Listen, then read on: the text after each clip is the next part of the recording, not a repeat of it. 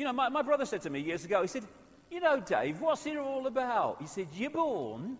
He said, and then you kind of get older, and then you die. I mean, what's it all about? I mean, what is it all about? We're born into this world. We go through these kind of situations of going older and doing this and doing that and doing the other.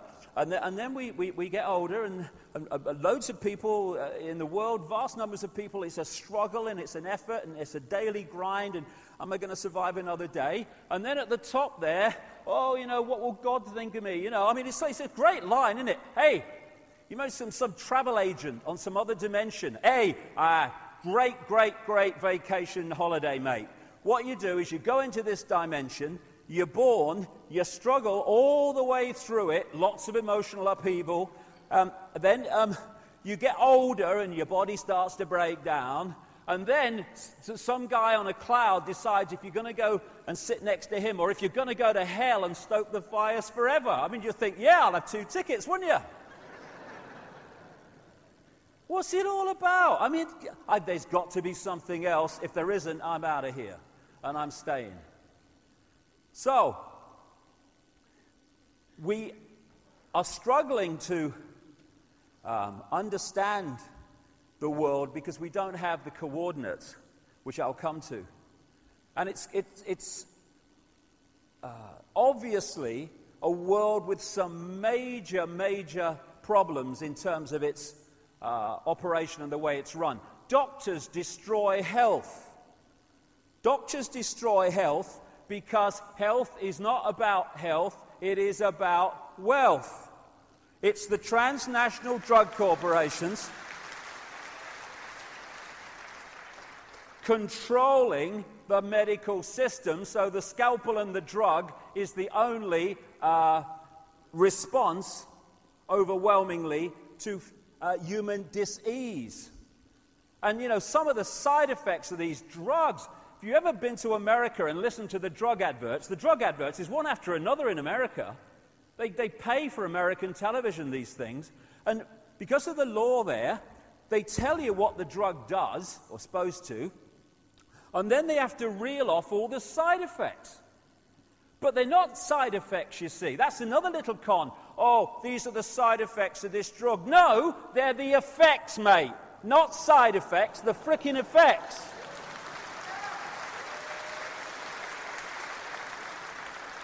And I was watching one, this is a true story, last year. I was watching one, and it was for a form of Viagra, right? And it said, it told you what it was going to do, treat erectile dysfunction or bloody something. And then he starts reeling off breathlessly, trying to keep the money down, all these side effects. And this is not kidding you. He said at the end, and if you have an erection for more than 4 hours, consult your doctor immediately. Said it. And I'm sitting there watching the telly, and I'm thinking, what's he going to do?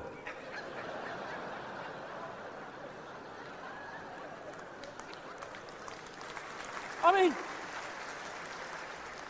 excuse me, doctor, I've got this problem. What do you want me to do? The world's mad. God, I tell you what, if I had an erection for 4 hours, I wouldn't consult a doctor. I'd thank bloody God, me. 3 hours, 55 minutes, bigger than my bloody record already, I'll tell you.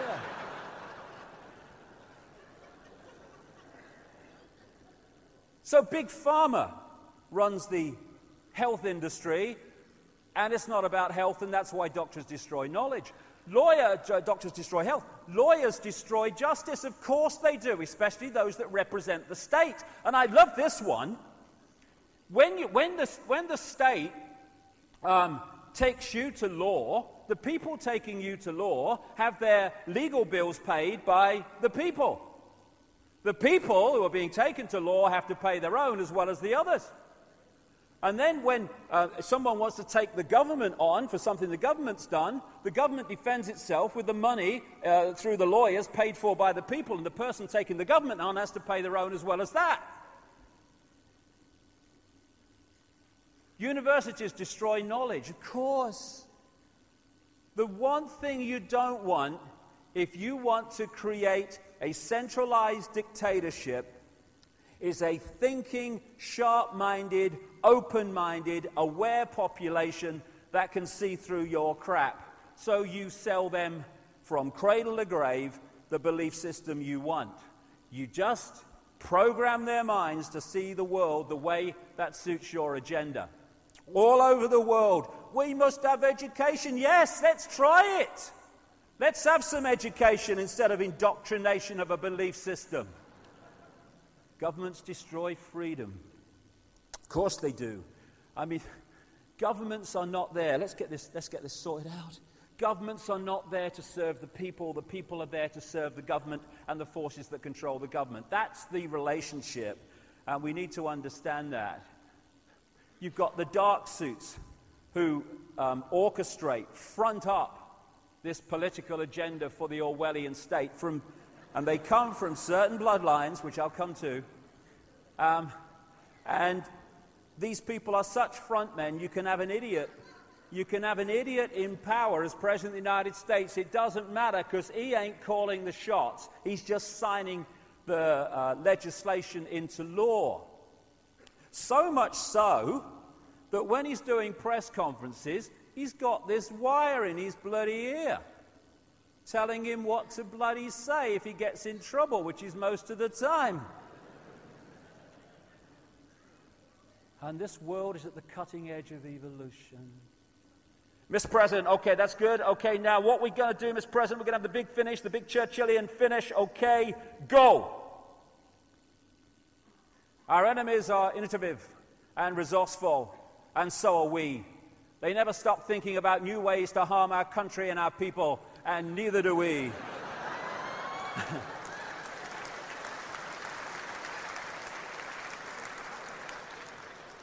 Did you get that? Did you get that, Mr. President?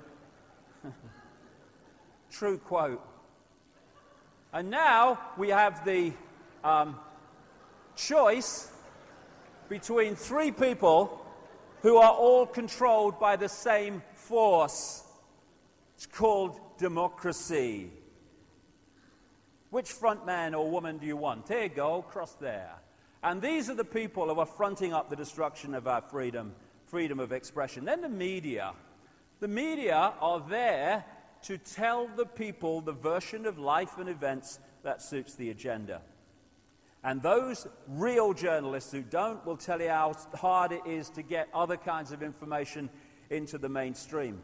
And the worst kind of censorship is self-censorship, where you know it ain't worth crossing that line because A, you'll get yourself in trouble, and B, it won't get in the paper or on the news, so you edit yourself. That's going on all the time. Religions destroy spirituality. Get into this in the second half. All the religions come from basically the same source, and they're worshipping the same gods that the secret societies worship. And what my father used to call bricks and mortar religion is there to enslave the minds of the people and divide and rule the people, not to open people to the true infinite magnitude of who they are. You can't say that! Pope will go mad! Couldn't give a shit, mate.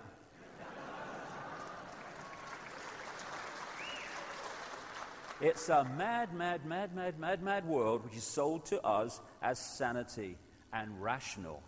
And it's held together by what my friend Mike Lambert, who's in the audience today, calls repeaters. People just repeat facts because they've heard them from someone else, and then it becomes conventional wisdom, conventional knowledge. And everyone believes it. As Oscar Wilde said, most people are other people. Their thoughts are someone else's opinions, their lives are mimicry, their passions are quotation. And Mark Twain, I love this one, in religion and politics, people's beliefs and convictions are in almost every case gotten at second hand, without examination from authorities who have not themselves examined the questions at issue, but have taken them at second hand from other non-examiners whose opinions about them were not worth a brass farthing. There you have where the conventional knowledge, wisdom, this is how it is, mate, comes from. It's a war on